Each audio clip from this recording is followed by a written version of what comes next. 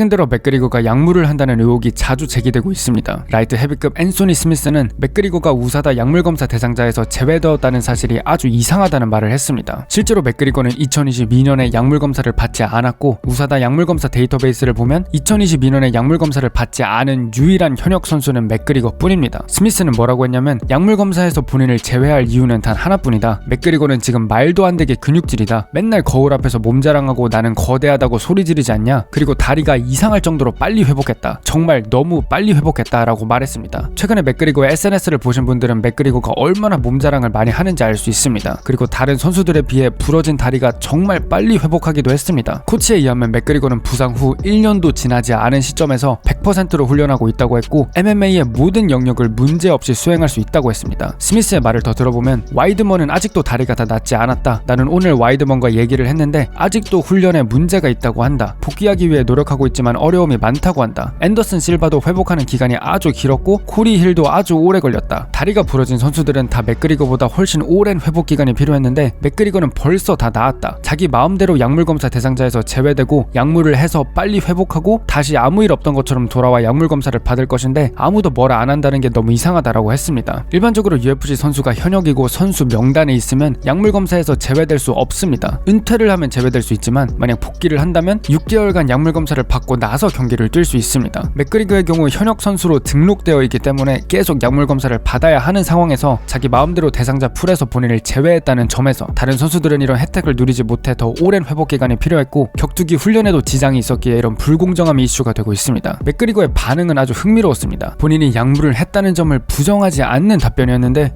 맥그리거답게 스미스를 현란하게 욕했고 화가 많이 나 있는 답변이었습니다. 순화해서 말씀드리자면 이 패배자의 뻔뻔함을 봐라. 너는 루저다. 다리가 이렇게 부러지면 뼈들이 다시 붙을 확률이 아주 낮다. 난 격투기 말고 다른 것에는 관심도 없다. 나는 가장 많은 약물 검사를 받았던 선수다. 나는 이 게임에 모든 것을 걸었지만 너는 그렇지 않았다라고 말했습니다. 직접적으로 말하진 않았지만 뼈가 다시 잘 붙게 하기 위해서는 어쩔 수 없었다라는 뉘앙스와 나는 내 격투기 커리어를 위해 무엇이든지 할 수 있고 수단과 방법을 가리지 않는다 식의 답변이었습니다. 더 확실한 대답도 해주었는데 내가 시작하기 전에 모든 사실은 우사다에게 공개되었다. 내가 겪었던 것처럼 이렇게 끔찍한 부상에서 회복하기 위해 허용되었던 것들은 평가될 필요가 있다. 나는 와이드먼과 앤더슨 실바를 생각하고 있다. 우리 3명만 이 부상의 심각성을 안다라고 했습니다. 의미를 확실히 알긴 어렵지만 본인이 회복하기 위해 우사다의 특별한 개입이 있었고 또 회복을 위해 맥그리거에게만 허용된 것들이 있었다는 사실과 이런 끔찍한 부상의 경우 특별히 허용되는 것들이 재평가되어야 한다는, 즉 회복을 위해 더 많은 것들이 허용되어야 한다는 뉘앙스였습니다. 전 만약 선수들이 부상에서 더 빨리 회복하기 위해 약물을 한다면 아무 문제되지 않는다고 생각합니다. 더 잘 회복해서 장기적인 문제가 생기지 않고 더 빨리 선수 생활을 할 수 있다면 모두에게 좋은 결과가 될 수 있습니다. 하지만 그럼 형평성에 문제가 생깁니다. 부상이 어느 정도여야 약물이 허용되느냐? 아주 작은 부상에도 약물 검사를 받지 않을 수 있으면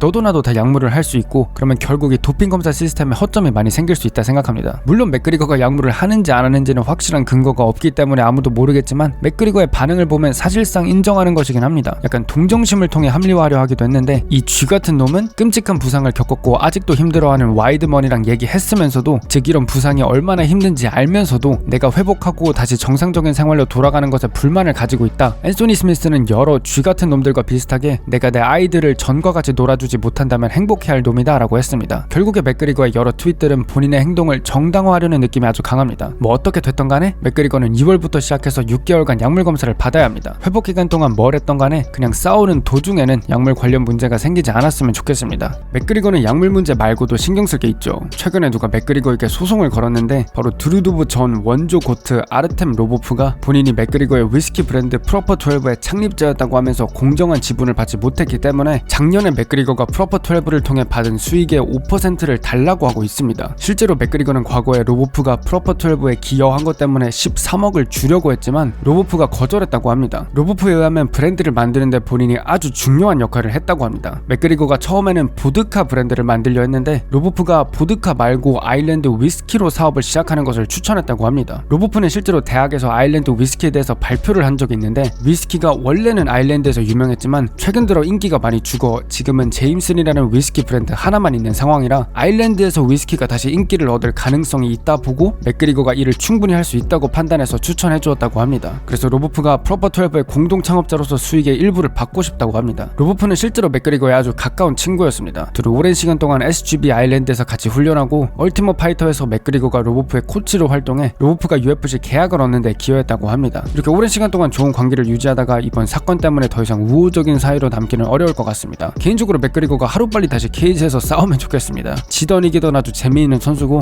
약물이나 사업 등 문제가 복귀에 큰 지장을 미치지 않았으면 좋겠습니다.